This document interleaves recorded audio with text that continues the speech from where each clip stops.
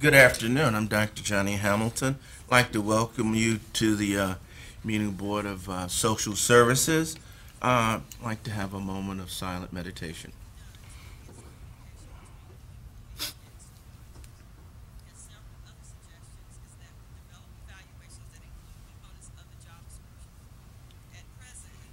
Okay.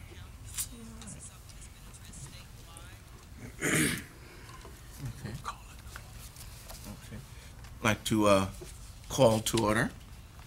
Okay. And I'd like to ask about the today's agenda. Mr. Chairman, I move that the agenda be accepted. Second motion. Motion has been made and seconded. All in favor, say aye. Aye. All opposed? Okay. Let's see, now we're going to move down to the minutes of the... Mr. Chairman, I move to approve of the minutes as mailed. I second. Motion has been made and seconded to adopt the previous minutes. All those in favor say aye. Aye. All those against? Okay. One of the things we'll probably be discussing some of the things in a minute, a little bit later on that we see, but we're fine with accepting them as is, but we'll be coming back to some of those issues. I'd like to move on to the state of the agency personnel, and that'll be done by Mr. Perry. If you look at the report on the vacancy report for November, you can see that we have filled 7 positions since the last time that we have met. All the child support positions are filled, so we are fully staffed in the child support area. We are showing that we have 6 frozen positions, and the rest of the positions we either are screening, interviewing, or advertising for those positions. So we're making progress in getting those positions filled. Congratulations. Yeah, you've done a really good job there. One of the things I'd like to mention is that I'm not sure if you had the date interviewed earlier. No, we did. And I think that's a real good indicator of where we are and the length of time it takes, as well as the reason and the status, which that all goes along pretty well because we got an idea of where we're going in terms of interviewing people. So I really appreciate that.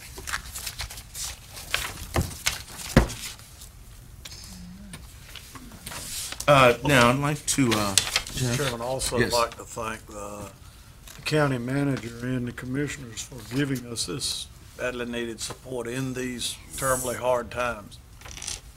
That is very much appreciated. I think there might have been a little talking and things going on, and that's what we need to do is to let them know our issues and what we need. And I really appreciate you reminding us to thank them for going along with that. Next, we're going to go on to the budget amendment for prior funds, and that'll be Peggy Quinn. Yes, sir. We've got 5 budget amendments for this board meeting. The first one, in the amount of $41,865, was prior money that we had received from Greenville Utilities last fiscal year, and we rolled it into this fiscal year to finish spending it up. The second one was $8,033, which was the remaining total that we had received from the town of Ayden, so we rolled that forward into the new fiscal year. The third one, the adoption promotion, the adoption social workers did a really great job and got more kids adopted than was in their baseline, so they ended up getting another $14,400 to enhance the adoption promotion program. Then we received an additional $5,234 for the DOT Workforce Transportation Funds to be used in the program. And then the last one was $303,536. That was our allocation for low-income home energy assistance fund for this fiscal year. Okay. And so, would you like to, I've had a couple of questions about a couple of things. In terms of the $5,000 for the Work First transportation, Yes, does sir. that cover the whole amount, or how much do we have for that? Help with transportation? It covers the whole amount for this particular, the transportation, the DOT transportation money. We have another pot of money that deals with workforce transportation for clients also, but this is the total amount that we got from DOT. Okay. Margaret manages the program. Do you have something you want to say? I just want to clarify about this money. This money comes each year. Our county applies to it's a Rural Operating Assistance Program grant through the North Carolina Department of Transportation. It comes in 3 parts: money to help elderly and handicapped. There's a pot called employment funding, and that's what this is. You don't want to mislead that it's for Work First, because it's not particularly what this money can cover. And the money comes to PATS, and our department requested $10,000 of that money. There was $51,000 awarded to Pitt County in that one employment line item. We asked for $10,000 and received $10,000 of that grant money. This grant money can help people that have transitioned off of Work First. It can help workforce development program participants, and it can help transportation for the disadvantaged public. There are 3 categories that it can help with. One is to attend job interviews, job fairs, job readiness activities, GED classes or training classes, transportation to work, and help working parents transport their children to childcare. Those are the only 3 things that you can do with this money. One of the reasons that we wanted to apply for part of that money is because then we can use any mode of transportation available: taxi, other private providers, private transit vehicles. We can pay volunteers, so it can help people. We have, instead of us using PATS exclusively, we can open it up to various other modes of transportation to get some of these things done. So we're working out the details of bus passes and how to bill for this. So I'm meeting with Pitt Community College this afternoon about some details with this to get people over to do career readiness certificates, that kind of thing. So that's kind of the gist of that money. I really like that, because what we're saying is we want people to get back to work, but we're going to help them out. And I think a big stumbling block quite often is transportation. So I really like that. I'd like to know, once you do all this assistance with getting their transportation when they get a job or so forth, etc., there are state cards and stuff. I don't know how much money we're talking about, but sometimes you can get a nice little card that they can have ongoing, that they can get to work and won't have to use it. Is that a provision in there for that? No, it's not. We cannot do up until this year, you could do car repairs, help people with car repairs. You could pay some insurance for them to keep a car on the road, but they've eliminated. Not get one, like these state cars that they have on discount. You just put a little bid on it. It's a good idea, but no. In the agenda package, you had a letter from Greenwood Utilities for the $41,865. Said it had to be used and used the way they put it down, or it would be returned back to them. That is being done, of course, isn't it? Yes, sir. They have a time limit when they can start back using that funding, and I believe it's December the 1st. All right, so we make sure that we are on Yes, sir. schedule that. And the reason it wasn't all spent last year was because it came in really, kind of late outside of, they give her parameters, is it from December to March that you can spend it in? We certainly want to do that. And Mr. Chairman, I move that we approve all of the budget amendments that has been presented. I second, Mr. Chair. The motion has been made and seconded. All those in favor? Aye. All those opposed? Okay. I wanted to give one shout out for the adoption promotion. And what I really like about that is that we went far and above what was expected. And I think to get children adopted and we have a target, doesn't mean that we stop at the target, that we go beyond that and that we're not resting on our laurels. And I really was very glad to see that we were able to get some extra money. So I really appreciate that. Do we follow up on these adoptions to make sure that these kids, or whoever they might be, are in a good environment? How often do you check on them, maybe is what I should be asking you? Once they're adopted, they're dropped. Mildred, would you like to speak to Don't that? say Since that. I it's hope don't just adoption- put 'em out since there it's and a- forget 'em. Since it's Adoption Awareness Month and Mildred and her staff are here today, maybe Mildred would just like to speak to your question, as she can certainly. Yes. Just to speak before the presentation, but once a child is adopted, we really don't have that authority to go out and check on them. However, we do have an adoption assistance case open where if they need anything, they can call us. And I will say that most of the adopted parents do make some kind of contact back with us. You know, sometimes we see them in the community. We also have training that they can come to, so we send invitations out to them, because we partner with one of our private agencies to provide training to our foster and adoptive families. So they do come back to train and stuff. So there is some contact, but it's not mandated by the state or by, Pitt County that we do have that contact, because we don't have legal custody of the children once they are adopted. So we don't have that authority to actually, go out or actually do anything on their behalf unless they request it. In other words, you give them out there and that's it. No, that's it's not that that's it once we, have them adopted.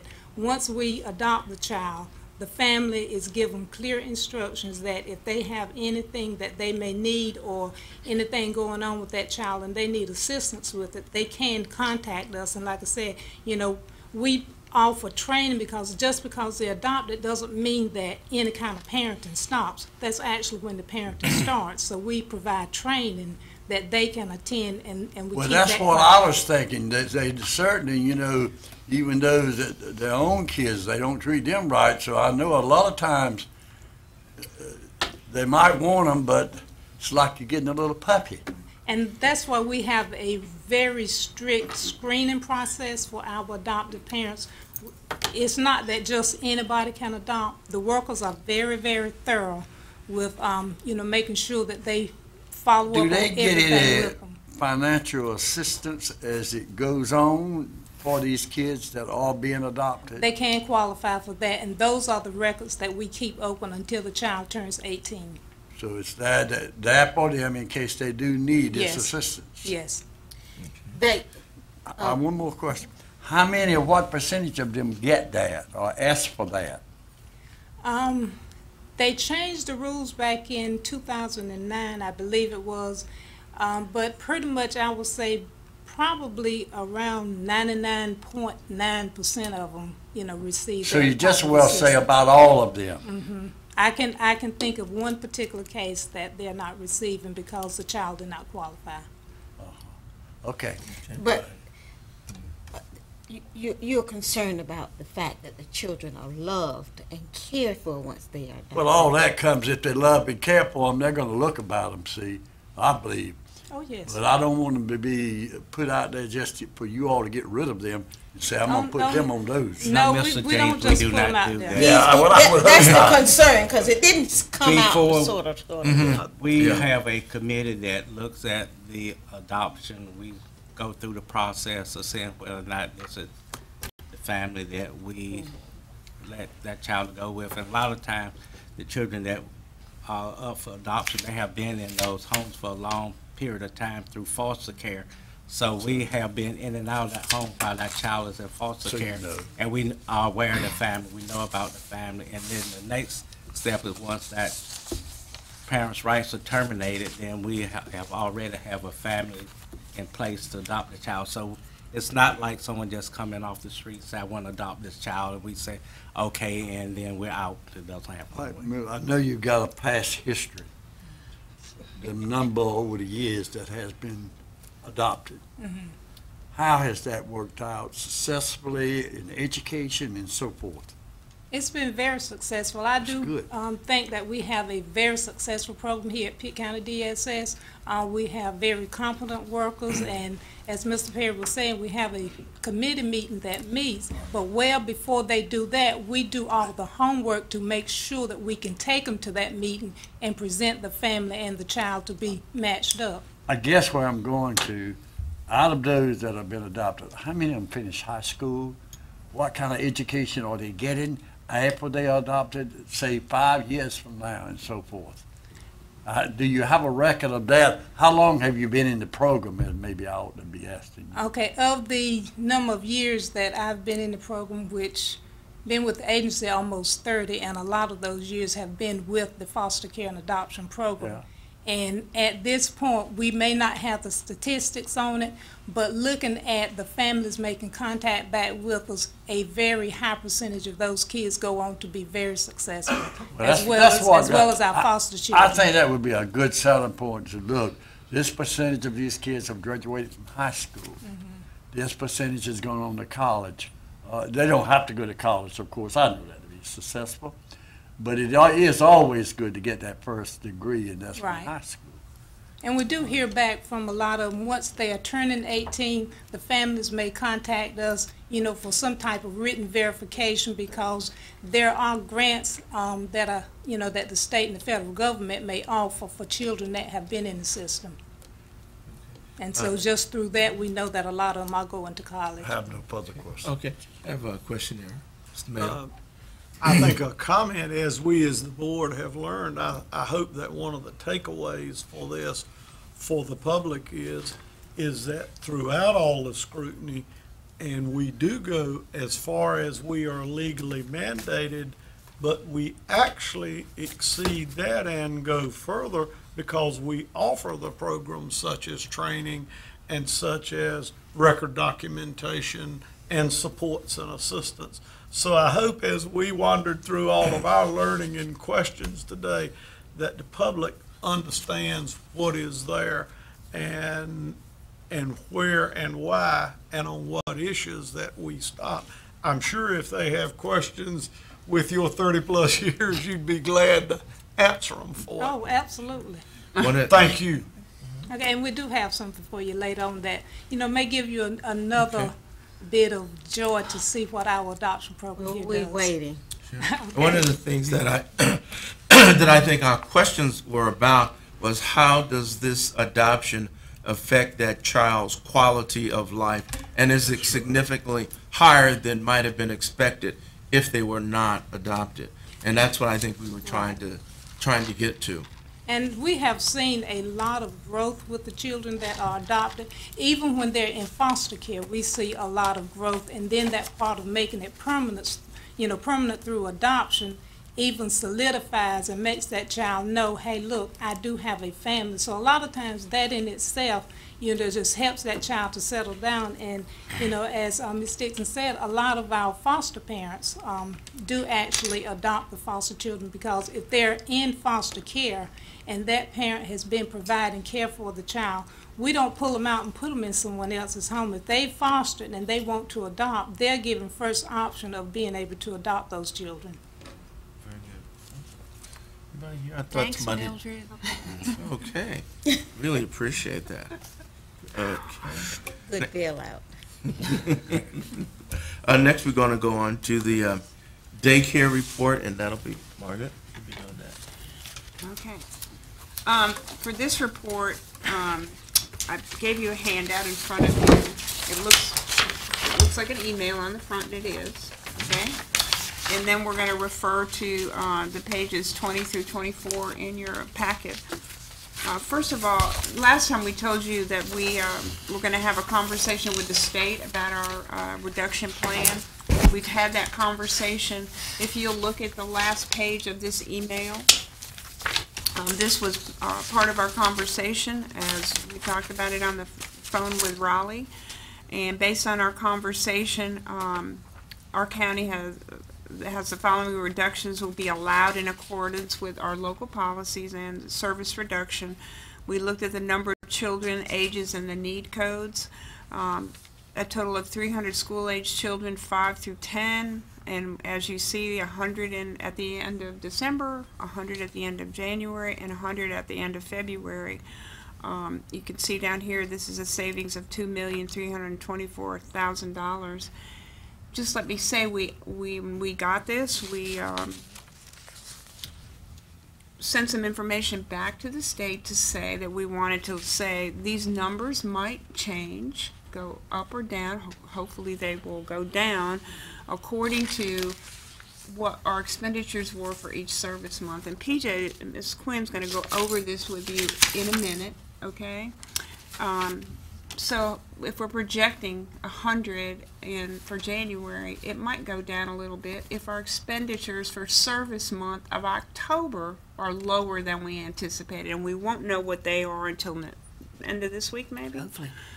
And then, respectively, for February, it will depend on what our expenditures were for November, and then March for December. Did I say that right? Right. So I just wanted you to be aware of that, and it was approved by the state. They were very pleased with the fact of the things that we had done in our county, that providers have been notified, that we have mentioned this several times to the board and to the public on the air. In your packet, you will see the letter that will be sent out to the families from our agency. If you've reviewed that, and certainly if you want to see anything added to that letter, I believe that's on page 20. Page 20. 22 in your packet. We're certainly open to your thoughts on that. Also, in your packet, on the back of that, you'll see a list, along with this letter, we will send each family a list of resources, of places available in the community, such as community schools, the Boys and Girls Club, so we will inform them of resources that we know of. And just a sample action notice that the parent receives on page 24, what that looks like. And one of those goes to the existing provider that they have now, and one to the parent. This is what it looks like when they get an action notice. So, do you want to, any questions on any of? I get one thing I liked was the letter, and then many times people get this type of letter and they don't know where to go, and you gave them a list on the back, which is very helpful. One of the things we had talked about some at the last meeting, from what I recall, is to approach some of the providers to see if they would be willing to take less. And in our packet, we did do a survey, and we'll get to that. Okay. And the majority of them did not agree to do a reduction. They're not going to agree, you You know. know that, But, you know, we cannot make. We can them. try. But I was just saying, we did a survey. We did ask the question whether or not they would be willing to do it. I could answer that Looks like there question. would they be a didn't do all market. of them. Looks like there might be a market, that might create a market for new providers that were willing to do it. And just thinking ahead down the road, we had a conversation with the state as we get further into this fiscal year, and looking at next fiscal year, if we are not going to receive any additional funding, or there's a possibility of even further reductions in that funding, this is a great opportunity for us to look at realigning our program. For example, most of these reductions will eliminate 9-year-olds and 8-year-olds, and we may want to consider only doing after school up to a certain age for next year. So there's some options that we can look at to realign our spending. We are very top-heavy in after-schoolers, because when children get into the program, they can stay till they're 10. So we're just some thoughts to be thinking about when we move into budget time that we may want to talk about. Margaret, being a county commissioner, I'm very much interested in serving as many kids as we can serve. They're not going to do that. I knew what they were going to say. But why can't the state of North Carolina say, look, these students, we're not going to put it, but this daycare saves 3. instead of 5. Can't we kind of get in politics and say, look, the state, we want to serve this, and this is the way we can do it. And they're good daycare centers. And I know it. That's less. You always challenge me every time we talk about, No, I'm here, not Mr. trying James, to challenge you. with But good I mean, why questions can't we get more involved? How come what? This county commissioners, Well, since we want to serve as that might be many. something you would want to talk about with your With the fellow board. commissioners I do on it, that. don't you worry that. But we Yeah. certainly give you our permission to To do that. Well, That's what I want. you've been empowered to do that. That's what I want right there. Okay. And I guarantee Go you for this, wait a minute, I guarantee you this, those that said no, will jump on it to keep them. Every one of them. we're anxiously waiting. Yeah. Yeah, I Every think one of that's, them. I think that's a real good point that you're bringing up, especially since that means we're gonna need to do a little bit more, and you've been empowered to do that, so that's really good.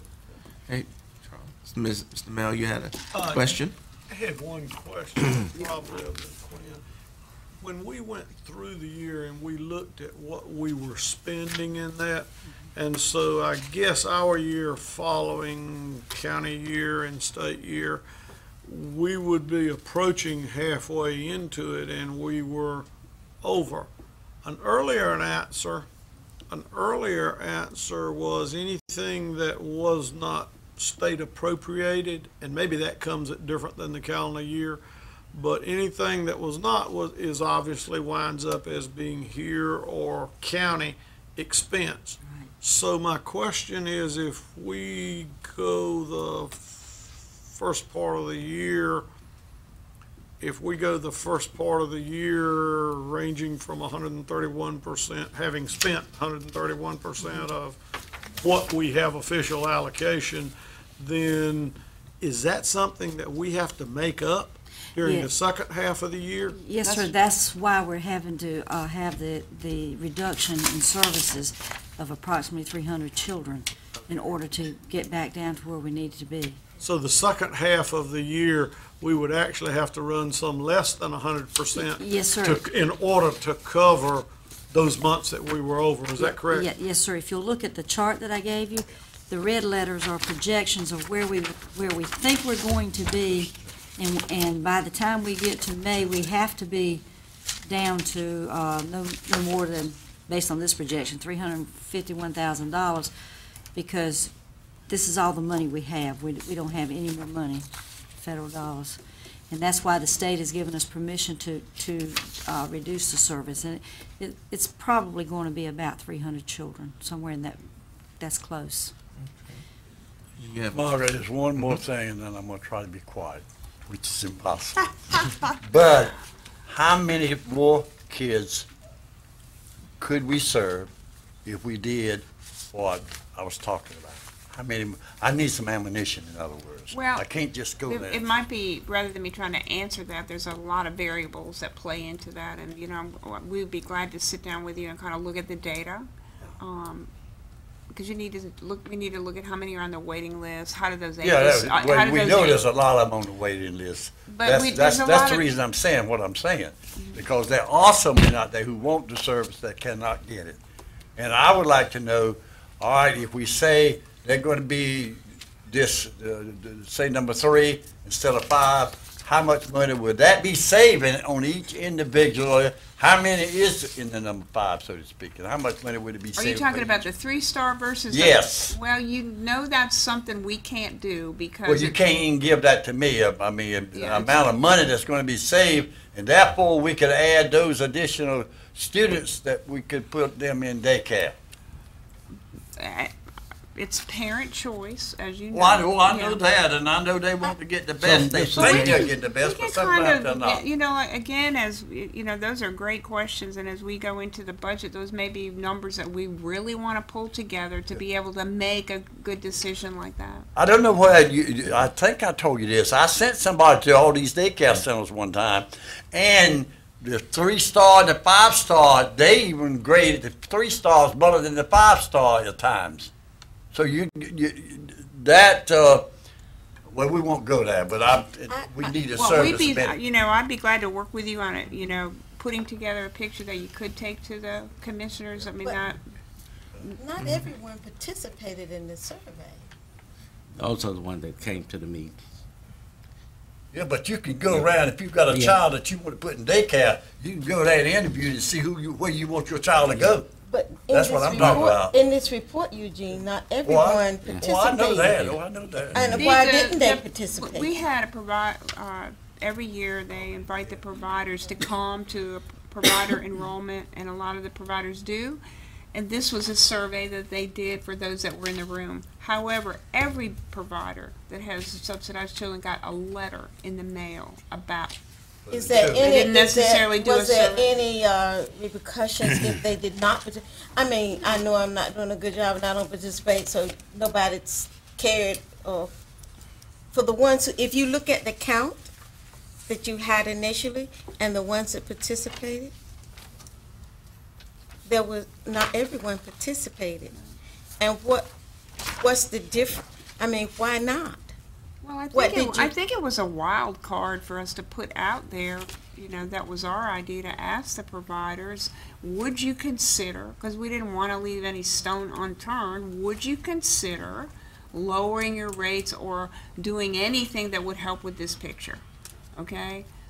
Their business. So did the ones who did not participate get There were any none to cut? participate. Well, we can't cut them. I mean, we couldn't That's a cut state them. rule in Irene, isn't it? Yes. Sure. Yeah. Well, in Some order to resume. have, I think as Margaret says, and pardon me for what seems like an interruption, but what Margaret says, if she can gather you the data, then it is going to take lobbying at the state level to change the format of how the selection, what you're really asking is that the selection be given at one level as opposed to a parental choice of which level. And that would take, so, yeah, that's politics. Nothing but Mr. James politics. is yeah. I know what it is. It's nothing but politics. You're You have advised a not to board participate. of commissioners that do their legislature Yeah. agenda every year, and I know the what board it of is. commissioners could have made that one of their Exactly legislative right. agendas to look at reducing, moving from a 5-star down to a 3-star. So you could use, That's right. which would be all 100 counties would be evaluating and saying that we want to do this entirely different. Yeah. So there's ways that it can be accomplished going through the different boards to get it out there to the legislators. Yes. And that might be something that we might want to look into doing as a board, that we could maybe initiate that. The thing, we don't have so much money, and we want it to go as far as we can let it go. And these people that are paying full price for it, they can't afford it. Let's face it. You're putting a burden upon them. And they want everybody wants the best for their kids. I know that. I want the best for mine. But sometimes, you know, the money is not the best, I don't think. I really don't. Oh, I said I was going to be quiet. I'm sorry. You did. Well, that's okay. It was good comments. One of the things I was thinking, Eugene and Margaret, if you would think about this, that maybe at one of the commissioners' meetings, that you bring that up, Yeah. and then, Margaret, would you be willing to do a presentation? That's I see that look, and I'm wondering. You see that gentleman down on the end? Uh-huh. He's one I'd have been a He great got deal his on. eyes cut. What was that? I'd have been a great deal on him. So what I'm saying is, would somebody else be able to come there with you and provide some more Yeah, I'm ammunition? not that smart. I don't know about that. I mean, but does that seem reasonable? That would be something that we could do, or? I know I want to serve as many of these kids in Pitt County that we can serve and do a good job. And what I was thinking about, how we could get more ammunition than somebody that's very close to the data. I think, I see they're all looking at me. I guess that means something. Are you Charlie? wanting the answer now, or can we? How about, would you just consider that? I would, yes. Oh, okay. All right. I Charlie, was, get it. I was going to say they might like to gather the data and train and explain, but rather than on TV being seen as the person in that agency who administrates it, also being on TV making such Certain- proposals, it might be that board members or Dwayne, I can see he's new at this, he's glad to run with it. But that maybe some of us as board and let them provide the information rather than being that the person who's the administrator of the program So you're is saying, down there with this as a board idea. member, you're saying that board members should do that? I think can support Eugene at that level Okay. in that it should be unanimous. And possibly if we could get that basic data, Margaret, earlier, and then we as a board could vote on it and be with a majority when it goes down there.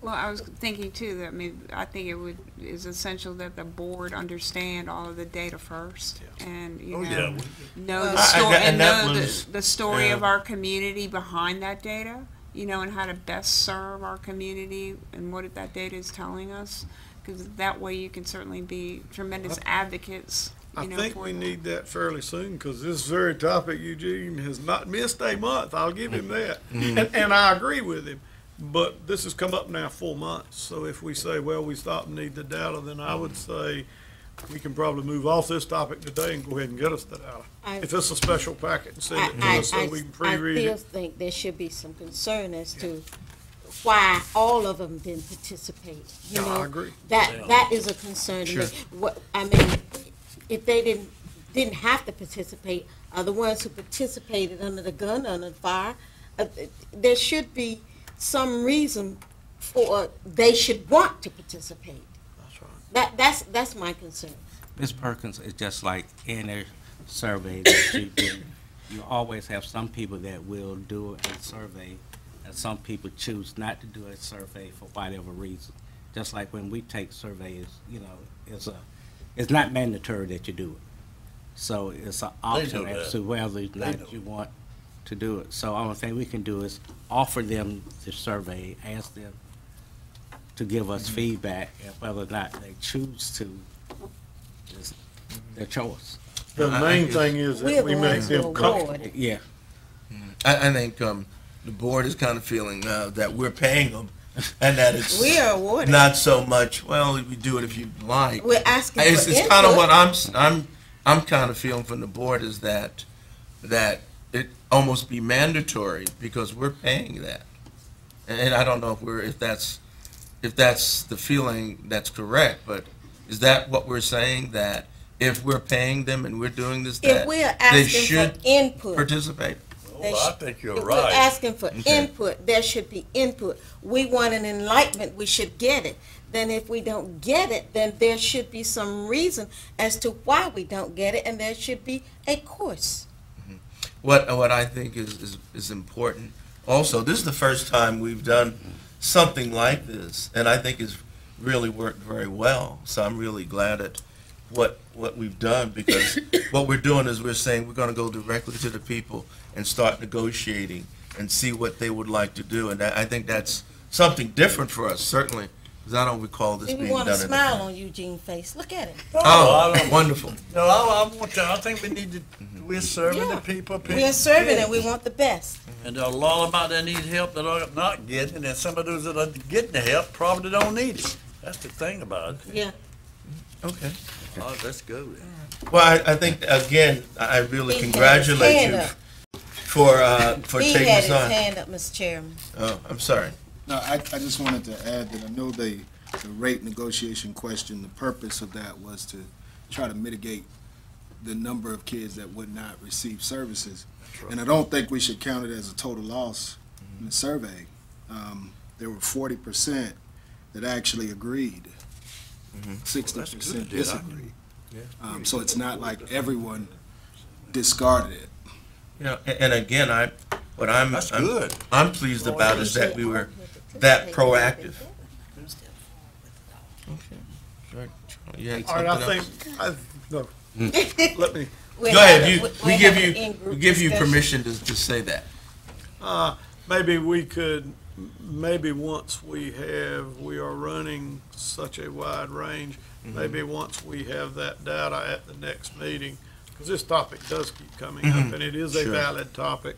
And once we have that, we could have a portion of that meeting, if we could get it beforehand to look over and study, then during that meeting, and some recommended course of action, George, where where it needs to be. Those things that are politically only able to be handled, then so identified, and then we have a plan to move on, and we're not just month after month talking about it. Okay. We either chase it and it fails, or chase it and it opens up, one of the two. If I just heard right, I just heard that about 40% did actually respond. When you hear data like that, that's, I had not, I'm sure I just missed hearing it, but I had not heard that earlier. And that does make Ms. Mary's question very valid. If 40% are willing and do look, then what happened to the rest, other than possibly, I just don't want less money if I can get this much money? That's human nature. Okay, well, I think there was a lot of good discussion on that. We don't want to lower the service. I'm not talking about that now. See, it's that you're gonna get that service if they are really. I think the times is such, and with the changes in finances, that we're really gonna have to be very careful and really look into how this is done, because we have less money. That's right. And we're gonna have to do the same more thing to with less serve. money. Sure. Um, Oh, Before we go into leave, can we just back up a little bit? Okay. Because Mr. Perry was going to do the proclamation for Adoption Awareness Month under things that require We don't board want to do action. as a missed opportunity. Okay. So is it I would just important that wanted we to do make that you- today? Adoption Awareness Month proclamation. This is a proclamation for adoption. It will be, the City of Greenville Mayor will be doing a proclamation. It's on the Commissioner's agenda for Monday night for the proclamation on Adoption Month. You want? Okay.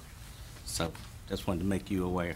Will our people, I assume we will have representation there? I would think. I pose that as a The question. adoption person.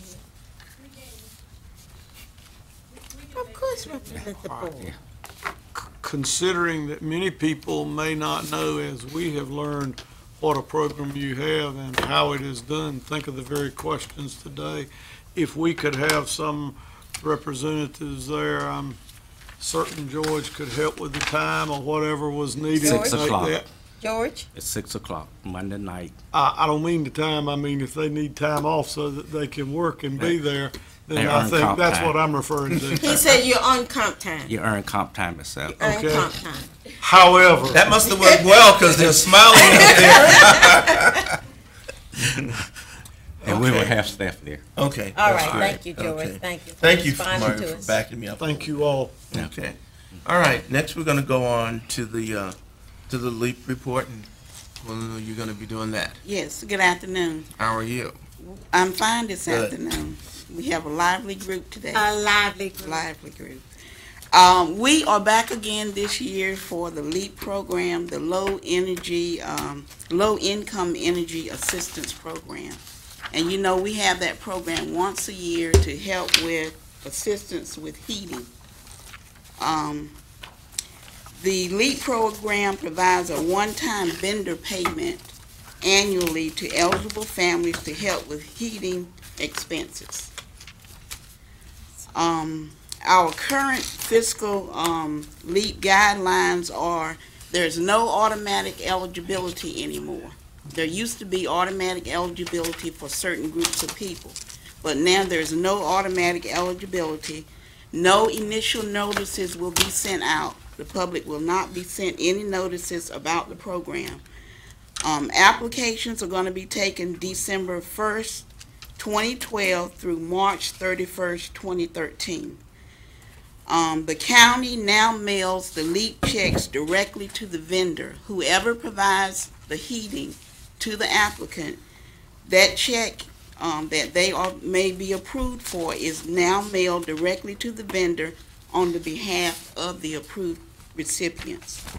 And the benefit amount is based on the household size and the income of the household.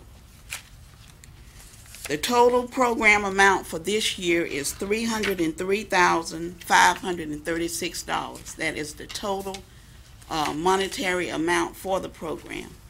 Last year, we had a total of $376,864.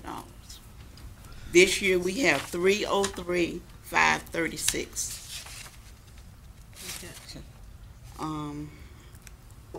There is, again, this year a priority group for the heating assistance, ages 60 plus, 60 and older, and disabled folks receiving services through the Division of Aging are in this priority group.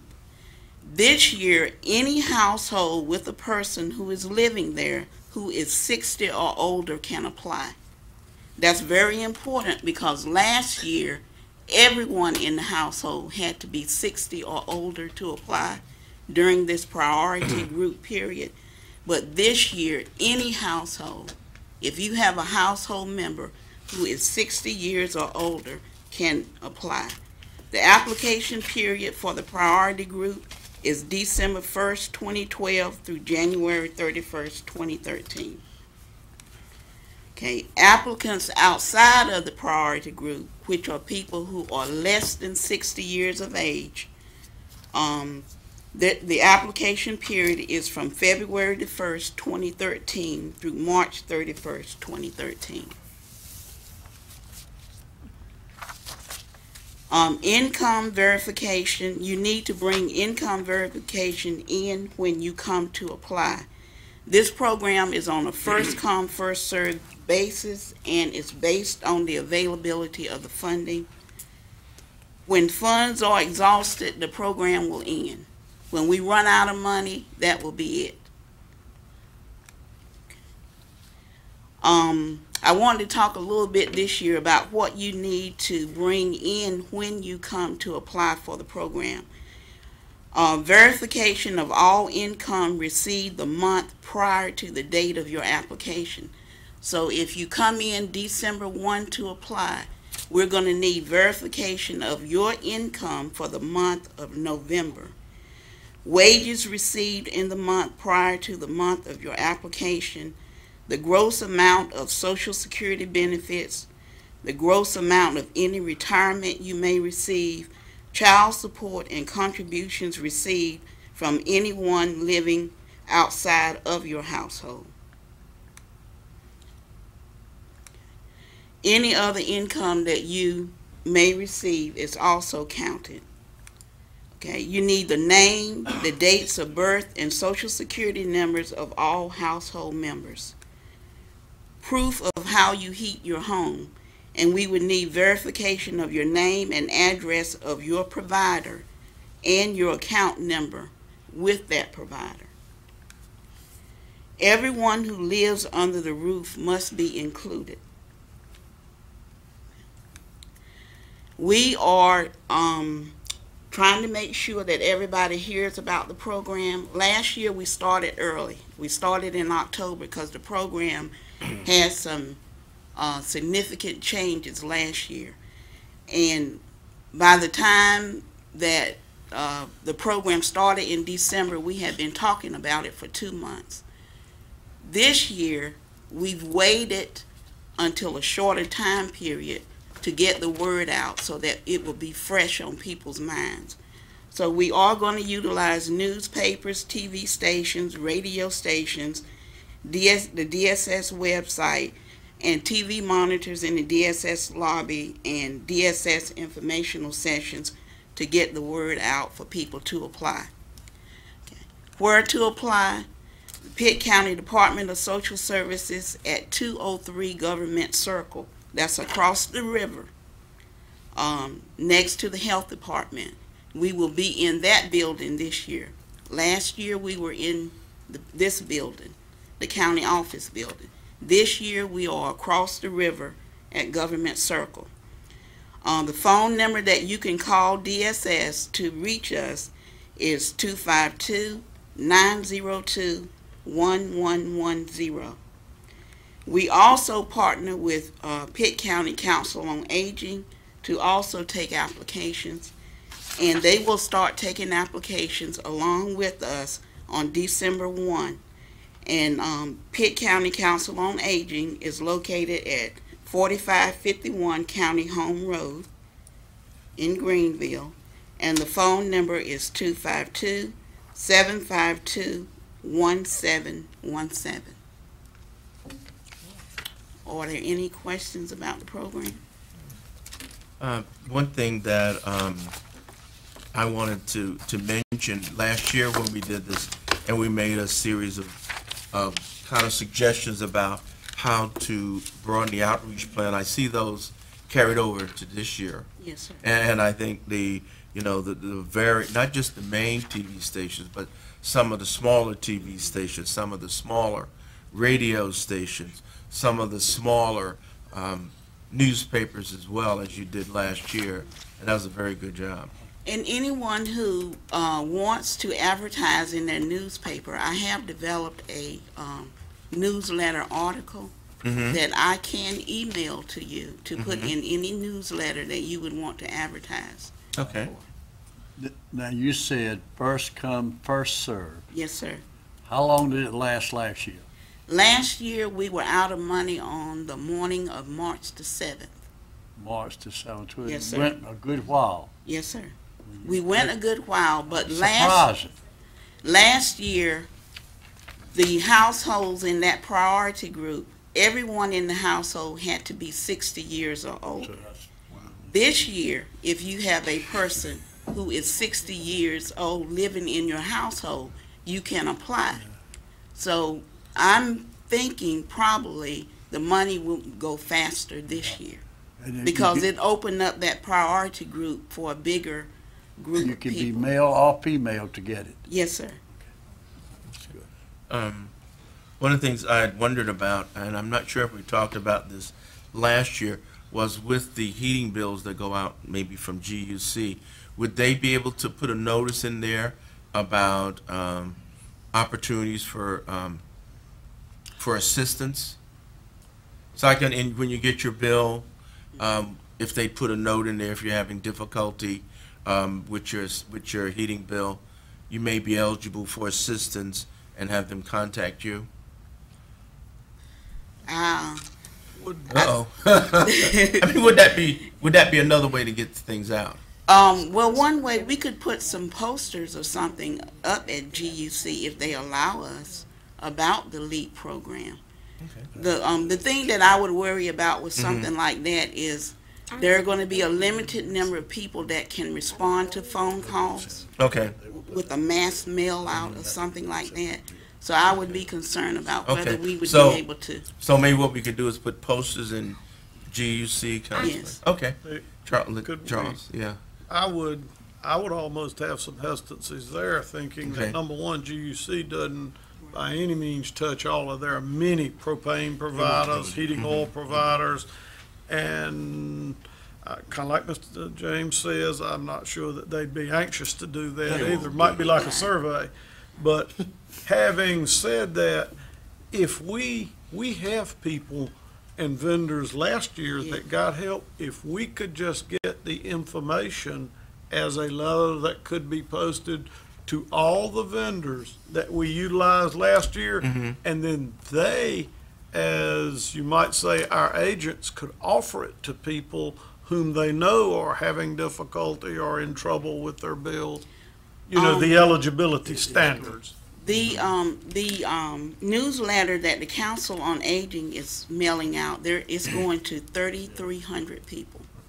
It's going to be completely different this year because that 60-year-old is completely, now the little kids can be counted, and Yes. you're going to have it's going to be wide open. And the council, they'll help you. Those elderly who live alone and meet the age requirement, Yes, ma'am. and they in something like a mobile home, or they don't have a gas bill or whatever, but that electric bill. I'm recalling all the loud noise made about how much the electric goes up in the wintertime. How do they can meet that heat adjustment? The heating expenses covers gas, oil, electric, kerosene, coal, wood. It covers everything that you could possibly So heat with. if those elderly people have a high utility bill, the substance can be used to pay down that utility bill? Yes, it can. They will ask, it- well, how is your primary source of heat? And if it's electricity. The mobile home is only, you know. So they would put electricity, if that's their primary source of heat, electricity, then that would be their. Then they'll put electricity and the company that they get their. electric bill, GUC. GUC or whatever, where they get. Yes. Because it's hard for people, some of the elderly to know that Yeah. their electric bill is a part of their heating bill. And if they have a high electric bill, those cold months, then they should apply in December 1 Yes, ma'am. for that heat assistance. One of the things that we are doing also is the adult services social workers that in their caseload, we are having them to take applications on their own caseloads so that we make sure that the elderly that are receiving services through our department, that an application is taken on every one of them. We don't forget, it's not only GUC that we're dealing with. We're dealing with Edgecombe Martin, you got all these other electric companies Tri-County. that we will also help, just like we will those that's on Greenville Utilities. Yes, and we Stress have, whoever your heating provider is, whoever your vendor is, and you provide us with the bill and the account number, and you are eligible for the program, a payment will be sent to that vendor, whoever it is. Well, one of the reasons I raised that is because there are a lot of seniors who call in on the radio station at 1340 about how high their utility bill is, Yes, ma'am. without realizing that heat is one of the reasons, and they can apply for this. So they need to, what's that date? Repeat that date so they'll know. For that group of folks that are 60 years or 60 older, years or it older. starts December 1. December 1. And you can apply December 1 through March 31st. But for December 1, 2012 through January 31st, 2013, we will be taking applications only on that group that is 60 years or older. 60 years or older. Yes. And is it done first come, first serve? First come, first served. Yes. First come, first served. Subject to the availability of funds. Substitute, okay. Yeah. Say that again. Subject to the availability of funds, so once the funds run out, the program cease. So it's on air. And I think the other thing that I saw that was important, I didn't know that had been going on, was that the money goes directly to the vendor Yes. instead of to the client. Yes. And I think the vendors will probably like that because they'll get their money a lot quicker. And Yeah. the vendor is the company that's supplying it, not you Right. as an individual. Right. I want to understand the terms of the vendor. Yes. The applicant will not receive a check. It will go directly to your utility company, your gas company, or whoever is providing the heat in your home. Thank But you. also the applicant will get something saying that this portion has been paid on your heating bill. It will show on their bill that the portion that is paid. Okay. Thank you. I wanted that clarified. And good job of clarifying, you did. Okay, well, thank you very much. Okay. We're moving on next to a holiday cheer, and that'll be with Mildred Daniels and Cynthia Ross. The Christmas tree fund. Good afternoon again. Okay, I'll just recap from last month's presentation where we Could you talked move about. the mic a little closer? Okay, excuse me. I'll just recap from last month's presentation regarding holiday cheer for foster children. Of course, the agency is solely responsible for making sure that each of the foster children have something for holiday cheer, and at the time of the report last month, we had 102 children. I think we're still hovering around that area. We've had maybe a couple to go out and had some to come in, so we're still around that same number. And Everybody can assist by sponsoring a child by providing items from their wish list. We do ask all of the children to provide a customized wish list, and it's just that. What do they wish for Christmas? Or you can provide new unwrapped toys or clothing items, or a financial contribution can be made that we use to purchase gift certificates or to purchase gifts if we need to go out shopping. All donations and contributions can be sent to or brought to Pitt County Department of Social Services at 1717 West 5th Street in Greenville with the zip 27834-1695. And please earmark any checks or money orders to the Foster Children's Christmas. If there are any questions or any comments, they can be directed to me at 252-902-1134.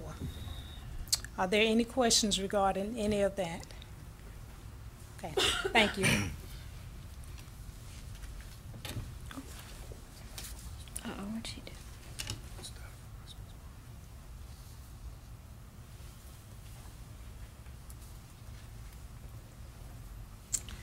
Okay, my name is Cynthia Ross. I'm the Adult Services Supervisor, so I'm the counterpart for this program that we do with our adults. We try and make sure that the individuals that our agency is guardian of, that all of those individuals receive some very basic items for Christmas and provide that holiday cheer. As well as there's many people in facilities that maybe in the past we have placed in facilities that don't have family and don't have anybody. So we work very hard to make sure that some of their very, very basic needs are met.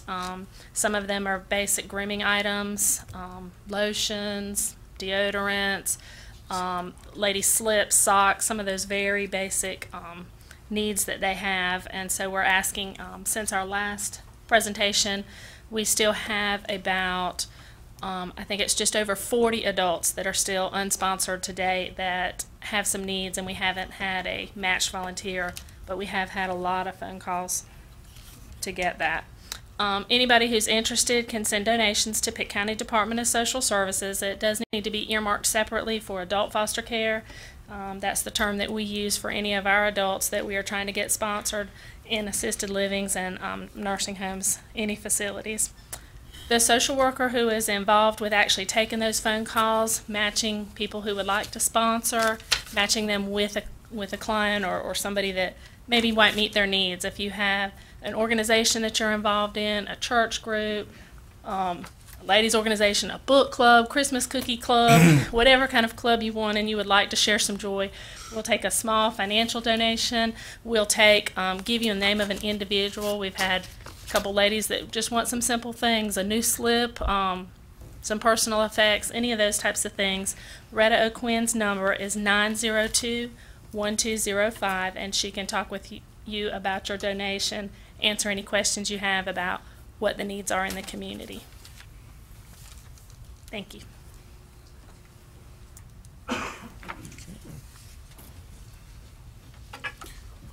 Any questions about the presentation? Oh, yeah. Okay.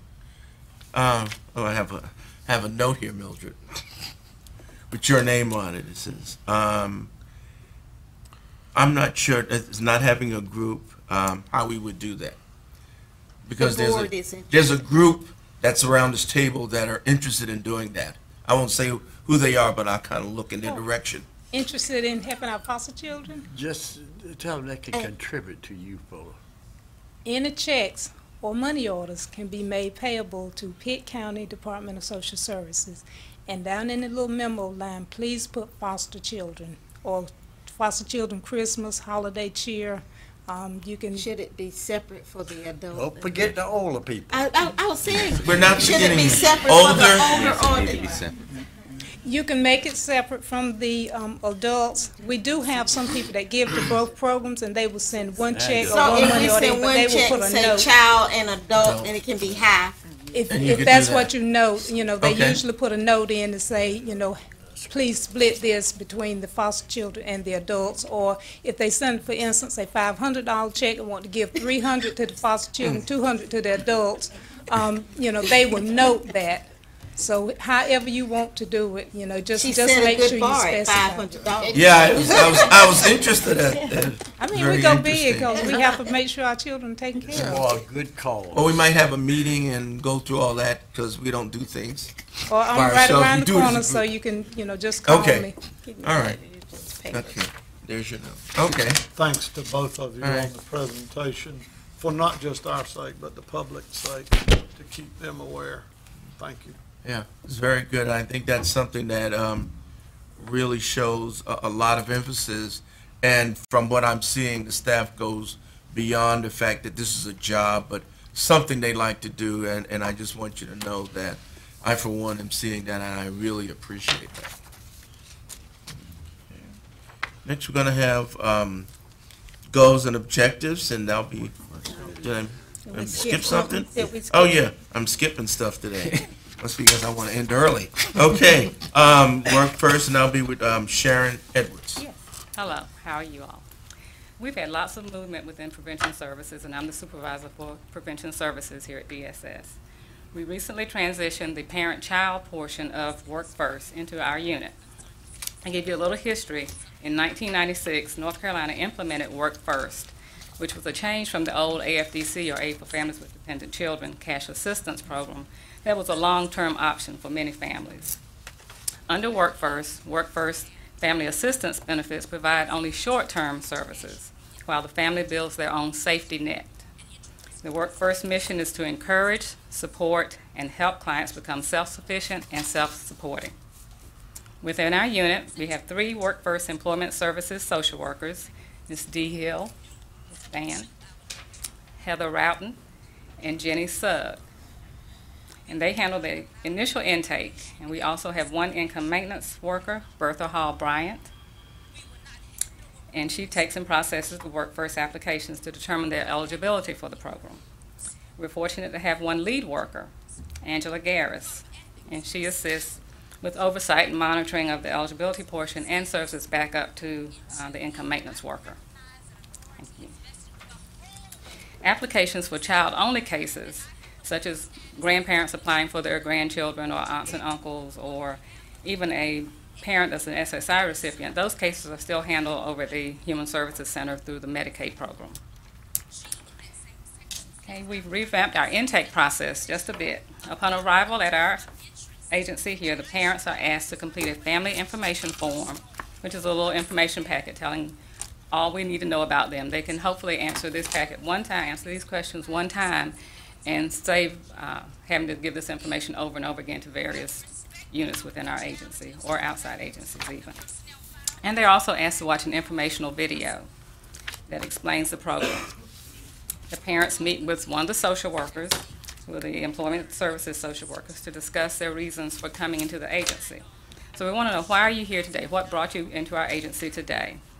And these social workers are skilled at determining what services are available that might meet their needs. And it might not even be Work First. It might be some other program that we can refer them to. At the end of the meeting, if Work First is still their desire, the parent is referred to the Work First eligibility caseworker to complete the Work First application.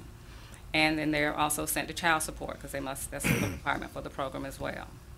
It can take up to 45 days to process one of these applications. Okay, once the approval is granted for Work First, a mutual responsibility agreement, or MRA, plan of action is developed and signed by the client and the social worker. This is their individualized plan to achieve self-sufficiency and eliminate the need for Work First cash assistance. Work-eligible clients must participate in work activities unless they're exempt. And exemptions would include parents with children under the age of 6, so they didn't have adequate child care, or if they were disabled themselves, if the parent was not able to work, or if they were caring for someone with a medical disability or some kind of disability. Through Work First Employment Services, we can provide transportation assistance, clothing for interviews, uniforms, work shoes, support with short-term training courses or GED programs, help getting unpaid worksite experience. The social workers actually arrange for work sites that will allow our clients to go in and work on their site and get experience. And They also work closely with area employers and agencies such as Strive, Navigate, which is through ECU, vocational rehab, whatever they can do to help these people become gainfully employed and get out of this program. So we also are fortunate that we can provide short-term subsidized child care for clients that are getting work first and gain employment, because that would be a big hindrance to a lot of families that couldn't take the job because they didn't have child care. So we can do it if they are employed, if they gain employment through our program. So that's a little overview of our program. Now I'd like to share with you the informational video that I mentioned earlier. You'll have the opportunity to hear firsthand what a couple of our Work First clients think about the program. Okay, run the video.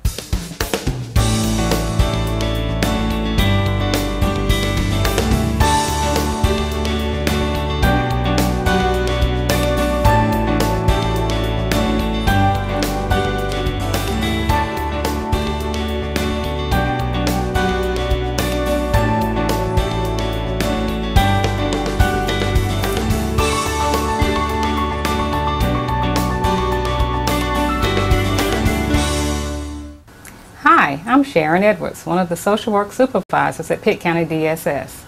Welcome to Pitt County Department of Social Services and our Work First program. The Work First program assists families with children who have experienced barriers or roadblocks in their efforts to provide for their families. Work First is based on the premise that you as a parent have a responsibility to support yourself and your children. Through Work First, you can receive short-term assistance such as job training, help locating employment, transportation, child care, and a small cash assistance and other services to help you become self-sufficient. But ultimately, the responsibility is yours. To help you become self-sufficient, we utilize a family-centered approach. This family-centered approach is based upon our belief that everyone deserves respect, everyone needs to be heard, everyone has strengths, judgments can wait, partners share power, and partnership is a process. The philosophy of Work First is that all people have the responsibility to their families and their communities to work and provide for their children. Our goal is to assist able-bodied applicants in becoming self-sufficient by securing full-time employment as quickly as possible. Our Work First program supports self-sufficiency by requiring personal responsibility, meaning you, as the parent, are capable and responsible for your family's success, helping families get and keep a job through Work First Employment Services and other community resources, locating absent parents through cooperation with our child support programs. Today you were given a Work First brochure and you were asked to watch this video. You were also asked to complete a family information form. This form will help us learn more about you and your family. If you consent, we can share the family information form with some of our community partners that may also be able to assist you. Using the family information form, we hope to limit the number of times you have to share the same information. Please try to answer all the questions on the form. In a few minutes, you'll meet with a Work First social worker to talk about the reason for your visiting our agency today. You and the social worker will discuss the information you entered on the family information form to gain a clear picture of your family's needs.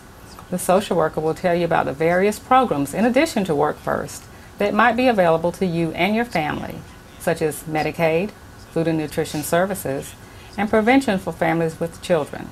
Prevention for families with children assists those families who do not receive Work First with setting personal goals and helping you achieve those goals.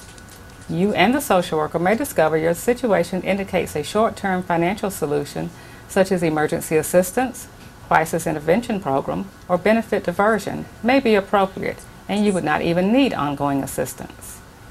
If at the end of your visit with the social worker you decide that you will apply for Work First, you will be given an initial Mutual Responsibility Agreement, or MRA.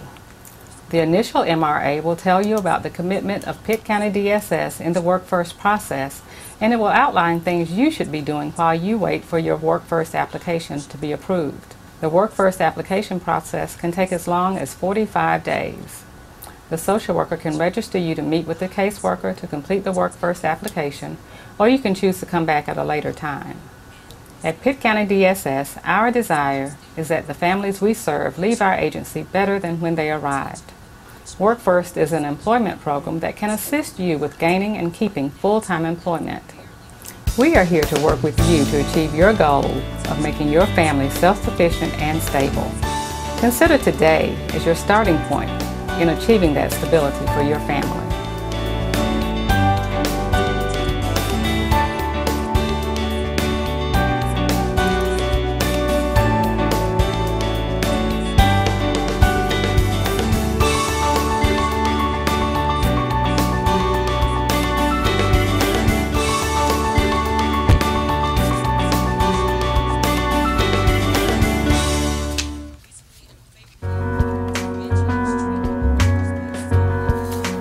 My name is Dion. I've been a part of Work First for a year and a half.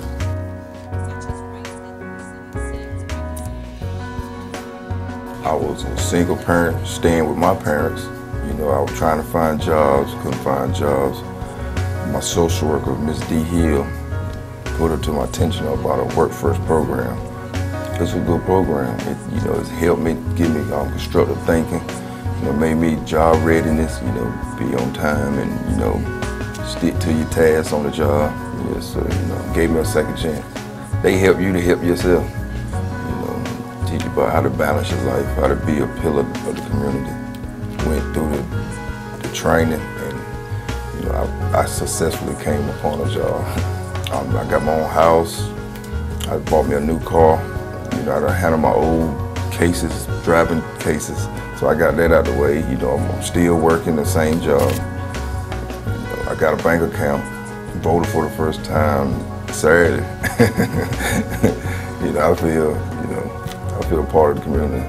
I feel like my voice counts. I need a second chance in life, and she presented it on the table. So I'm proud. I feel good about myself.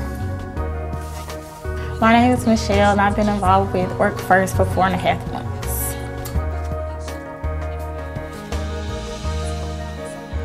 I was living with my parents and my son, and I've been taking care of him, and I knew that he really needed to be with more kids and be involved. I needed to get a job and, so I can start progressing and moving out and stuff. So that was where I was. I didn't know how to go about that, what to do with that. A friend of mine, she had been involved with Work First, and I didn't know much about it. She said they do help with daycare and getting a job, but that's all I knew. She said they will help me from there, so that's what I did. And I thought, I knew everything. I had some education. I graduated high school, so I thought I had it all together.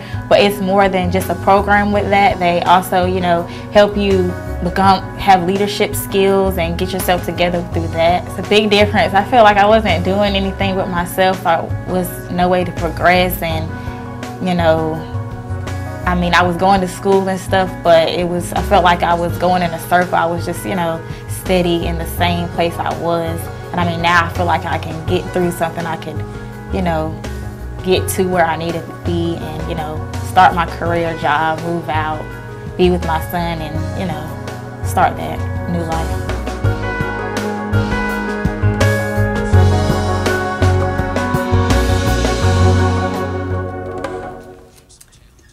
Thank you so much. Do you all have any questions? Mary has a question. Yes, I have maybe 2 or 3. I think it was a very good presentation. I like when we do presentation for us to show the diversity of the services received. I hope you understand what I'm saying. Number 1. Number 2, the people who are on Work First, are they aging out? My personal experience with Work First were parents who were aging out of the social service benefits. Okay. And I wanted to know, is that still the one of the reasons why they are referred to social services? These people that I'm personally know about was aging out, and they were learning how to handle funds. And in that case, they were not good at doing that and making budgets and learn how to regulate their income for what they have. And the next possibility I like to refer to is between George and not PJ, not the one next to PJ. If there are any efforts to maintain or receive some kind of grant so that we can put into place to make people independent on transportation. In other words, some people I learned from that first workforce, in that workforce class I had, we were able to get jobs. They received jobs, but they had no transportation to get there, and therefore, over a period of time when that transportation cut off, they lost their jobs because they were not able to get there. So perhaps, what are the possibilities for that? That's two, three things. Okay. So, what do you do as a as they get out? Do you keep some follow-up as to what happens to your workforce recipients? Well, let me address the diversity piece first. Okay. We had a short period of time to pull together a video. We asked for volunteers. Those were the two that had time in their work schedule to come. We didn't want people to risk losing jobs to get here.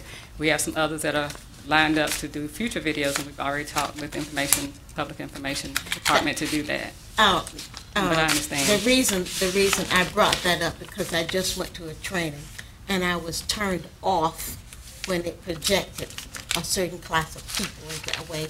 And if you want to reach all of your audience, then you certainly should include a good perspective as to who receives your services next. Okay. And as far as aging out, we have a 5-year time limit on Work First now. Back when it was AFDC, you could get it for ever and ever. But with now, the federal guidelines say 5 years, 60 months, that's it. If you don't get a job or become self-sufficient within that time frame, you look for other programs, but not Work First. So that program ends. As far as people that are coming back, or if they're staying off the system, I don't have those statistics for you. I noticed that Strive is a part of that program, and I'd like to know all the people in the two programs that you mentioned who are getting the end results, who are getting the jobs and staying there. That, I think, will be good statistics for your agency and good for your department. So you'll see on our quarterly reports that we've been giving you, Brian has been doing that, the outcomes about who is getting employment services and how many went to work in a quarter and on a yearly basis too. You know, just to clarify too, you know, Tana, if Sharon's correct, and it's 60 months. And North Carolina has a 2-year time limit also, and if you're not meeting your obligations, you can be terminated and can't apply again for 3 years. But you can use your 60 months over 10 years if you want to, because sometimes people go out and get a job and something falls through with that job, but they can come back in. So it's not 5 consecutive years. You can do the 5 years over a stretch of time too also. My reason for bringing that up as relates to the grants, because a lot of the Department of Social Services recipients are in the rural area. They live out where these good gentlemen live. Transportation is a problem. Well, one of the things was when they're on the program, we have transportation dollars that are built in to help clients. One of the things I just shared with you was the $10,000 that we got to help people with transportation after they're off TANF. So we do have those dollars available that we talked about earlier today. What I'm talking about is to make the individual self-sufficient. One thing that the gentleman pointed out, he was able to buy his own transportation, that he could, it would be a long period of time that he's able to keep a job or be able to get to his job. So that's one of the reasons I brought up. Well, and I don't know what kind of job he got that allowed him to buy a car, but a lot of people are underemployed, and that's not something that they can do, so we do have funds available. Any other questions? Yeah. Okay. All right. Thank you so much. Thank you very much. Thank you. Okay. Next, we're going to go to adoption awareness. I didn't skip one that time. Good for you. Thank you. No. Oh, Well, hello again. I guess you just can't get rid of a good thing. That's right. Okay, first of all, it's a very important program, but very important people make the program. So I'd like to introduce the staff in the adoption placement unit. One worker, Ms. Jennifer Fowler, she's not with us today. Ms. Jennifer Morris, Mr. Kendrick Burden, Ms. Jennifer Stroud, Ms. Chandra Mewborn, Mrs. Joy Boykin, and Ms. Debbie Owen. These are the members of the adoption placement unit, and without these very competent people, we could not have the success that we have, so I say thank you to them. As do we.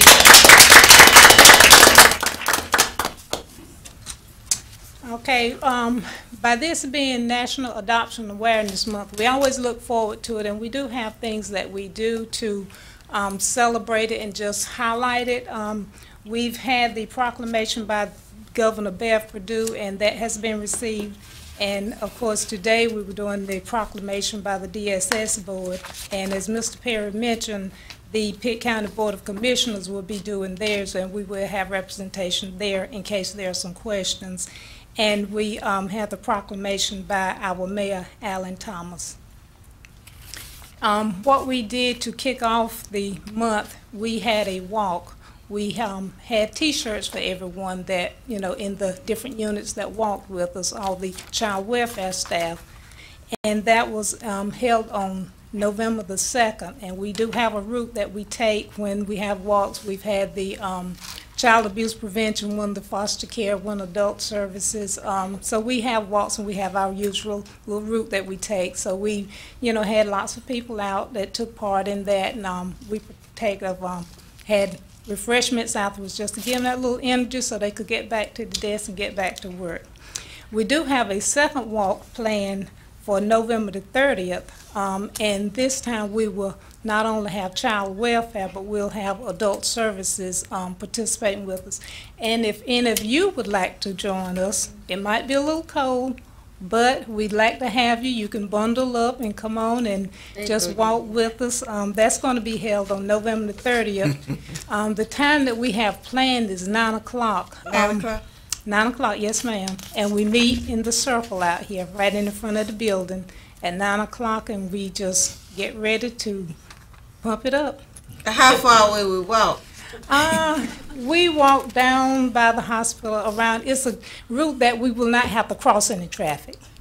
So we don't want to lose anybody through traffic. So we kind of make a little square around and come back to the building.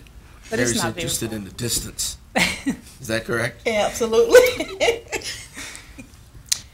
Okay, we also have awareness notices through our community partners such as the Pitt County Public Health Center, Media Promotions, the courthouse, our faith organizations, our JL always partners with us during different things, the health center, juvenile justice, our local libraries, medical providers, child care providers, and law enforcement agencies. And we did have workers to go out.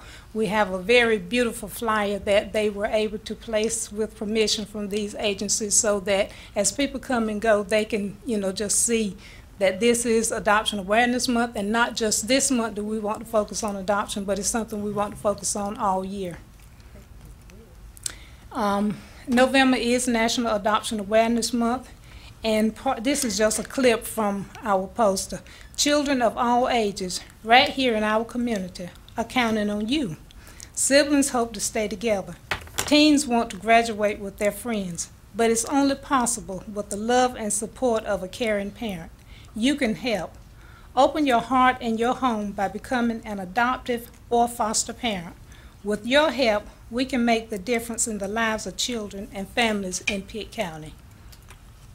If anyone is interested in adoption or would like more information about it, please contact us here at the agency at Pitt County Department of Social Services. You can contact us at 902-1110, or you can go through the county website and scroll down to Department of Social Services and find a lot of information about us. And now for the highlight. We want you to hear it directly from some that have impacted us, that have made a difference in some children's lives. We're going to ask them to come in their own way and just share, and we have a variety of representation of the children and the families that we work with. Ms. Chandra Milborn, will you come and introduce our first one? Good afternoon. Our first family is Mr. and Mrs. Larry Moy. Come on. I recently finalized the adoption for Mr. and Mrs. Moy March the 2nd of this year of their daughter, Kendra Moy, who was a special needs child. I'll let Mr. and Mrs. Moy tell you about their journey.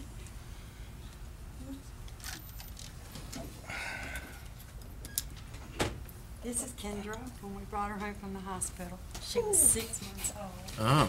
Oh. 6 months old, and she was just right at 5 pounds.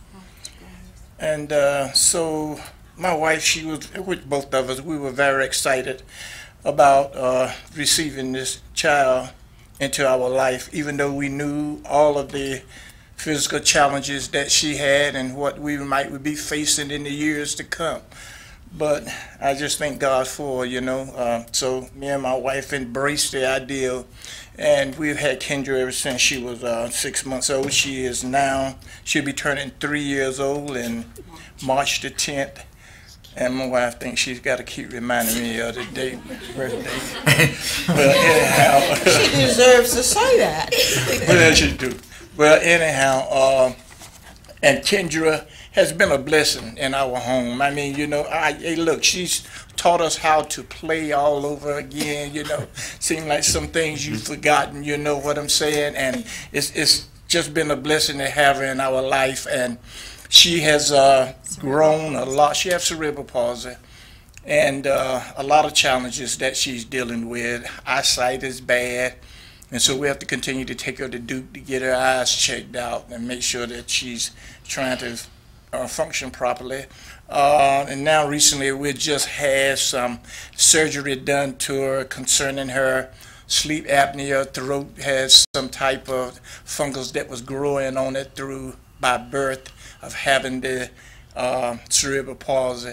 So, it's a lot of things that we are learning, and it's a challenge, but by the grace of God, we are able to sustain it all and love in spite of, and just give her all of the attention that she rightfully deserves. People ask us, do we spoil her? Sure, she deserves to be spoiled. And it's my job to do just that, So, she's just been a blessing in our life, And we brought her home as a foster child. Yes, Not yes. realizing when we first got Kendra, we were doing shared parenting with her mother with the hopes that she was going to be going home to her mother. But that didn't work out, and luckily we stepped in and we adopted her. Yes, as of March the 2nd, she was officially a Moy, Kendra Moy, no longer Kendra Turner. Her daycare picture for the spring of this year. So we're very proud parents. Very, very proud. Gosh, when you started talking about it, you could just see the light that went in your face. Oh, I mean, he was so happy. Oh, yeah. She's just been such a blessing. I tell you, when I say she's a gift from God. Her smile is contagious. If you have a bad day and you look at her smile, then everything else just fades away. That's right. So that's the part, we just wanted to share with you. So, well, we're so thankful that you would get up and share your joy with us, as well as that enthusiasm. And I really take my hat off to you. And it's a job that you really enjoy. And the more you talked about it, the more you smiled and the happier you got. We would have brought her today, but Kendra, she was sick over the weekend, the way the weather is. We just wanted to be protective of her, so that's why we brought the pictures. Fortunately, you had a multitude of pictures there. She said, "You're not going to take all the pictures." I told her, I said, "You're not going to take all the pictures." And she said, "Yes, I am." She said, "Yes, I am." Thanks for the pictures. Thank you very much. No pants. All right.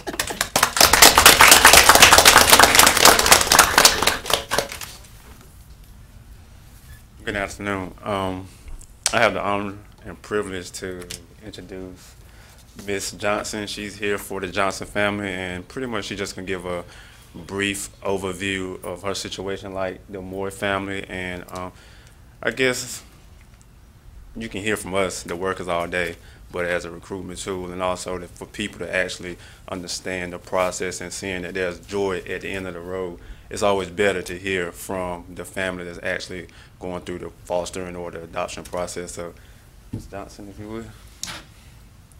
Good afternoon, everyone. I just want to let you know that working with DSS, my husband and I have been privileged to work with a bunch of people such as the ones that I have behind me. We received our little girl in 2010. We were foster parents since 2009, but we were blessed with our little girl in 2010 of May, and we became guardians. And now we're going through the process of adoption. That's why I cannot disclose too much information at this time. But we had 3 boys of our own, and we were talking about bringing another one into our household because we just love children. We wanted to expand our love to someone out there who was unfortunate at the time. And when they called us with a little girl by having 3 boys, you can imagine the joy. And at that time we embraced her. She came to us doing military crawl. She wasn't talking.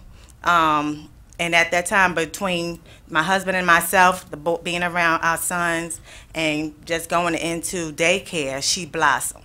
And right now they call her the mama of the class because she talks and she wants to, help everyone that she's around. So again, it's such a blessing to just go through this process to, extend the love that our family had for someone else. And she is a joy. We love her. We cannot see ourselves without her. And I just reach out to everyone or anybody who has that time or opportunity to expand their love and their hearts and their home to do such a thing because it's such a blessing. Thank you.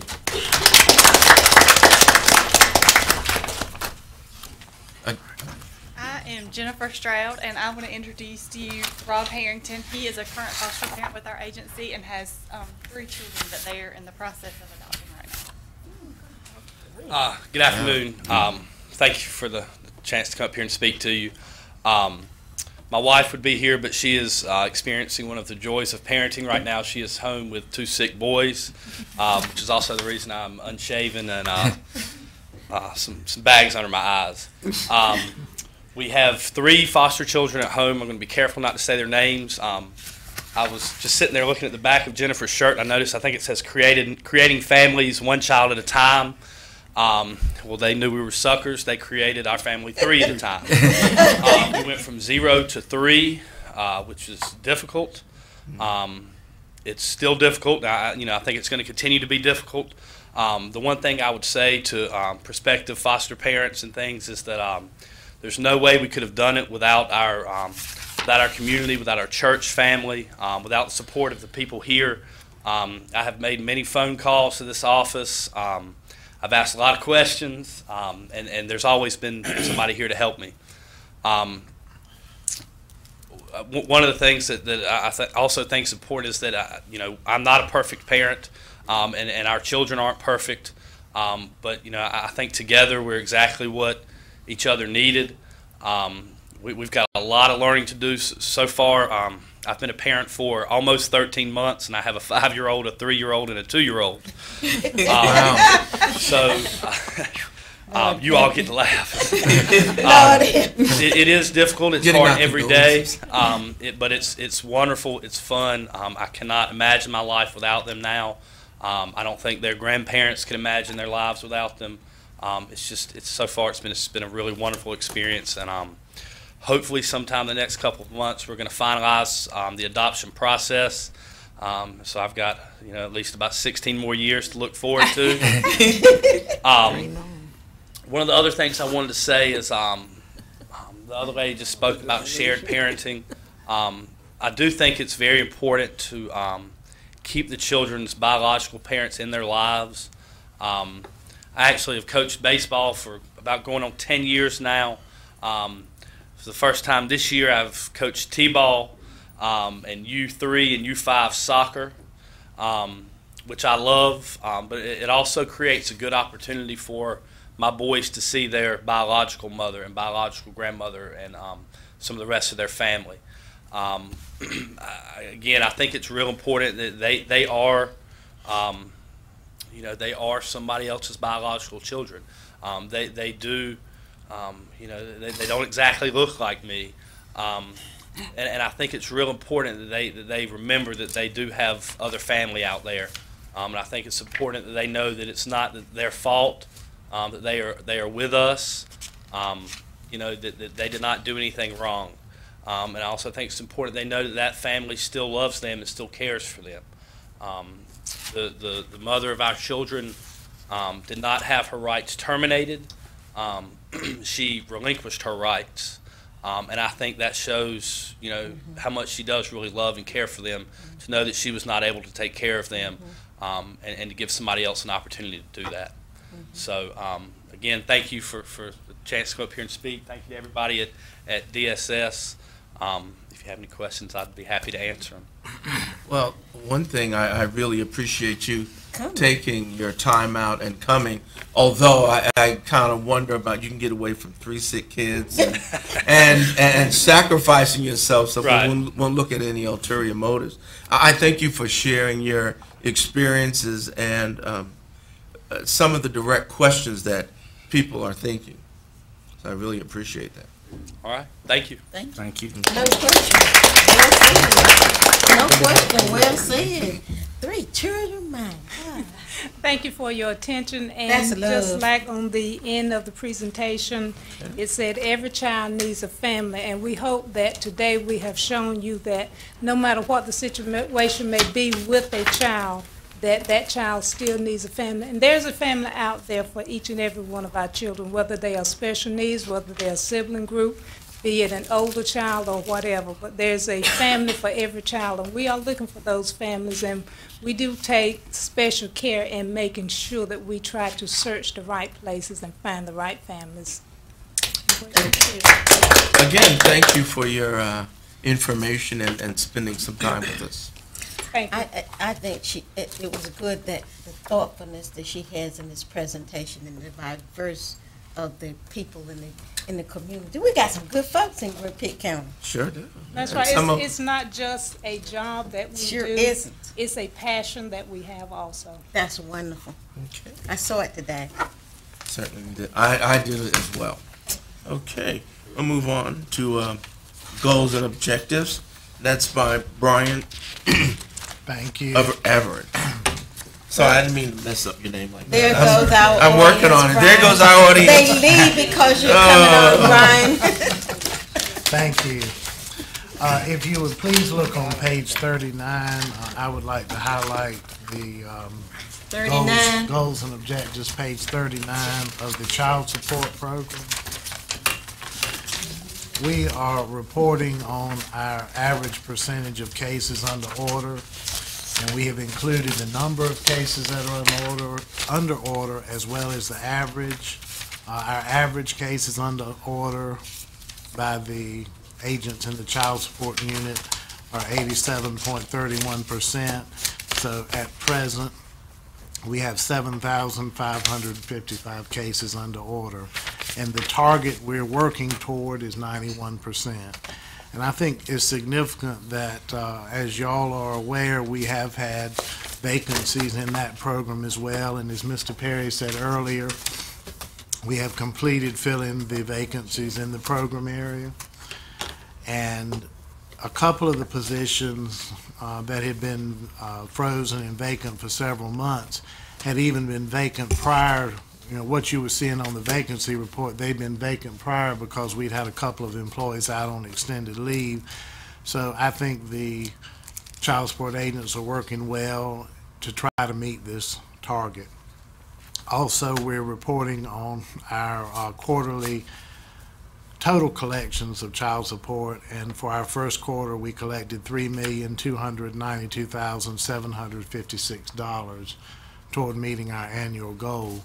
Typically, after the first of the year during tax season, we tend to have an increase in collections because tax returns are received, and when people owe child support payments and there are arrearages, we can intercept and receive funds for children through tax refunds. So we expect in the third quarter of the year to have an increase, which is typically what happens annually. There's one other program I would like to speak to that's not part of our reported stats. It's the Crisis Intervention Program, and it's important that we talk about that at this time because Ms. Burns talked earlier about the LEAP program. The Crisis Intervention Program is also an energy program which is here to assist clients in times of crisis. And this program also has a clause that the funding or the eligibility is subject to the availability of funds. Our funding for this fiscal year is $652,386. The summer was particularly hot, and this program assists not only with heating needs but also with cooling needs when the weather is extreme. So what we're looking at is all 100 counties are facing this. We have been notified by the Division of Social Services that we will likely not receive any additional funding this year in this program. So we are facing the funds being depleted and may not receive additional funds for the remainder of the year. So we want to advise the board of that, as well as for the public to be aware. This program is set up on a first come, first served basis for those who qualify, and it is tied to cooling and heating, and it is based on weather conditions when the weather is extreme, so that the public and citizens can be aware that this is a limited resource, and it's not something that we can expect to be there for the remainder of the year unless we receive word that additional money is appropriated to us. And I'd be happy to answer any questions you have about it.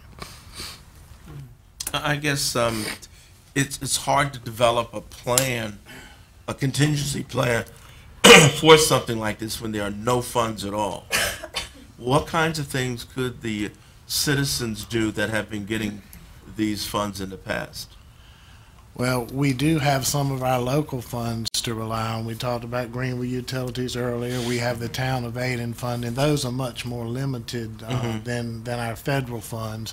So if somebody comes in to apply, we will try to help them explore other things that might be available to them in the community. Certainly, it can't replace the large appropriation that we receive, but we would definitely work with clients when they contact us to assist them as best we can with that. And you're right, this is not something you can plan, because when we receive this allocation, it is open to as many people that qualify as long as we have funds. So because the weather was extremely hot during the summer, there's no way of managing and saying we're going to hold back to a certain portion for the winter, because the program policy does not allow for that. It doesn't operate that way. Okay. All right. Any other questions? Okay. Thank you. Well, thank you very much for that report. Okay, next we're going to move on to the director's report. In the director report, you have two things. You see the family finding report. This is where we have working with the Children's Home Society, with our families, trying to find additional people that related to the children that we have in our custody, and we have been successful in that respect. You know, a lot of times when children come into our custody, we are trying to move them out of foster care into families connections, so they still will have connection to their families. So family finding is helping us in that respect. So we're lucky that we're working with them on that. We have talked about the daycare survey. We have already mentioned the daycare survey, so we have talked a little bit about that. Also, you have in your packet the foster care newsletter perspective. This is come out on a quarterly basis. It has some interesting information about foster care, so I thought it'd be nice just to put that in your packet, so and when you can find time to read it, you can go through that. We're still in the process of doing NC Fast going live on December the 17th. I have written the county manager a letter trying to get 4 temporary staff to help out in NC Fast, to help out in that process. I have not heard back from the county manager yet. If we are able to do that, we will bring those individuals in as income maintenance technicians, and what they would do, they would take the research, key all that information into NC Fast, so that the ongoing food stamp staff would be able to process those cases. We realize that with all the changes coming up, with the time that it takes to get applications and research keyed into NC Fast, we need additional help for that. So hopefully the county manager will give us approval to hire 4 additional people to help out in that process. What kind of people you're looking? We will be hiring, if we're able to, individuals that retire from here in food stamps. They're already familiar with the process, familiar with food stamps, but we will have to bring them in so they can get training in NC Fast. So we'll be able to do that if we are able to bring individuals in. Is there anything that our board can do to advocate that for the department? Because I've been over there, George, I've seen it, and y'all desperately need that assistance. You can advocate by just mentioning it to the county manager that you're aware of the issues, and as much help as we can get would be real appreciated. And these are seasoned workers that you will be bringing back to do this. Right. And we're trying to get them for at least 4 months, if possible. So that will help us begin December to begin putting those cases in. I was thinking you were thinking about doing something formal. Maybe were you thinking about that? Either formal, or we as a board, since you're the chairman, if we can all agree, then you as the chairman could speak with Mr. Elliott and let him know that we strongly endorse this recommendation. And he's the county manager. He's county Okay. manager. Okay. Would you like to make that as a motion? You need to make That is a big motion. I'll second. Motion has been made and seconded. All those in favor say aye. Aye. All those opposed? Okay, wow, a new letter. Okay, so I'll be doing that, and I'll let you guys know what kinds of things. I think you need to also make sure that our board member, county commissioner, should be fully aware of it so that he can help push that along. Okay. Having someone there on the inside is input. Sure, that would be good. Okay. One of the things we had talked about going back to was the earlier we had asked about when you were talking about the lobby and what was going on over there. We'd asked about some of the issues related to perhaps a flow chart or something like that, and how we're doing with monitoring the lobby. How's that progressing?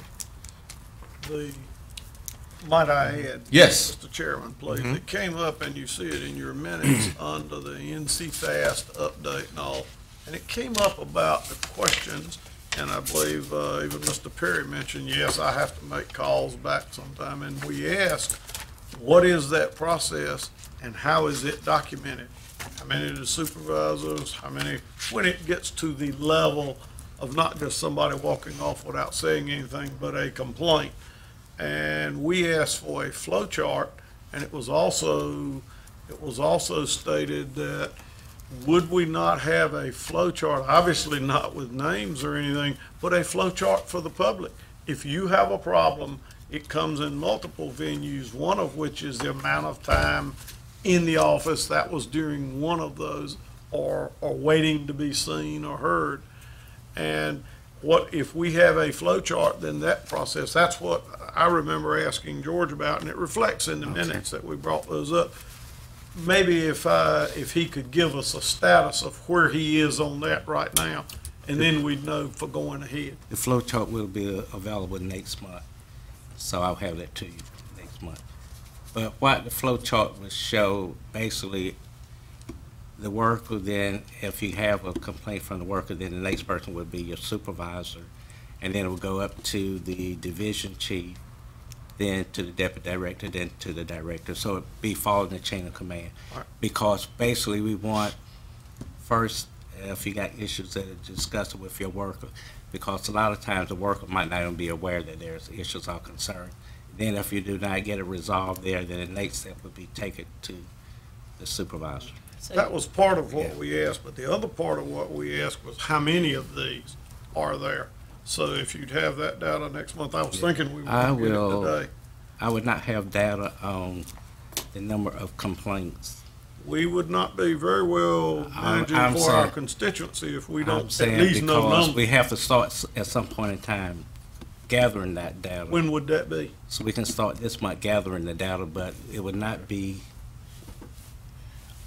a long period of time. Well, I would only say, Mr. Chairman, that, we asked this last month, and I think we heard something about maybe those figures might be hard to get. But at some point, this isn't to criticize, George, you did do it, George, you didn't, but here we are a month later, and no, we don't have any data. I can start whenever. We got to be a little bit more proactive than that, and I think that the data shows our improvement. This isn't, how big is my wound? This is the areas that maybe need extra staffing and help, the areas that that need instructional help. But when we have people who are complaining, Mary, you gave examples. And if we're not keeping that data, I'm not dead sure we're managing our flow through of people as well as we can. Mr. Mayor, I would say that the majority of the calls that I get are people that do not know who their caseworker is. So it's not about complaints per se. It's about, I'm getting food stamps, but I don't know who my worker is. Is there something in the lobby that informs the Joe Q public? If you have a concern, how do you proceed? No, I will put that in the lobby. Because I didn't know that day, and I started asking by the folks that come to the board, which wasn't, I started asking for Brian and this one and that one. I finally got someone that I knew that worked there, but that shouldn't have been my fumbling around. I should have had a clear pattern to take. Saying, going a little, maybe even generally, but a little bit further that way, we must manage. A biggest part of what we do as a board is managing our information flow. And if you say to me that the biggest number of calls I get is if somebody doesn't know the caseworker, then that says we got a problem with people not knowing that flow or that chain. And so maybe what we need is some education on that level for these people, or some way that they can call in, phone tree, whatever, and find out. But somewhere during this year, we need to make a start somewhere. There's not much way we as the board can help if we don't have some data to go on. And again, as in many examples, your data may very well reveal how well you're doing compared to other areas and all. But if we don't have the data, we just passing time. What do you think? Let me ask another board member. How do we as the board help? By knowing what's going on. Okay, yeah, and that would be data, I would assume. And flow charts for the public. It's not just us. It is for these people we represent who may not know. So if that is the example, I would say that's a good one. That one might be one that we could actually do something about. Yeah. Okay, so what we'll do is just kind of look for that next month, because that was something that we're really concerned about, and that'll be very helpful. Okay. Okay, any other discussion on that? Okay. All right, we're going to move into closed session now. Do we need a motion for that? Yes, somebody make a motion. She gotta do the This reading. lady She has to read it and then read it. Okay. Yeah, she gotta all do the right. reading. All right. North Carolina General Statute 143-318.11 regarding closed session. Section A, permitted purposes. It is the policy of this state that closed session shall be held only when required to permit a public body to act in the public interest as permitted in this section. A public body may hold a closed session and exclude the public only when a closed session is required. Also, item number 1, to prevent the disclosure of information that is privileged or confidential pursuant to the law of this state or of the United States, or not considered a public record within the meaning of Chapter 132 of the General Statutes. Based on that, I offer a motion that we go into closed session based on these legislative criteria. I second that, Mr. Chairman. Motion has been made and seconded. All in favor, say aye. Aye. All those opposed? All right, we will go into closed session then. Thank you.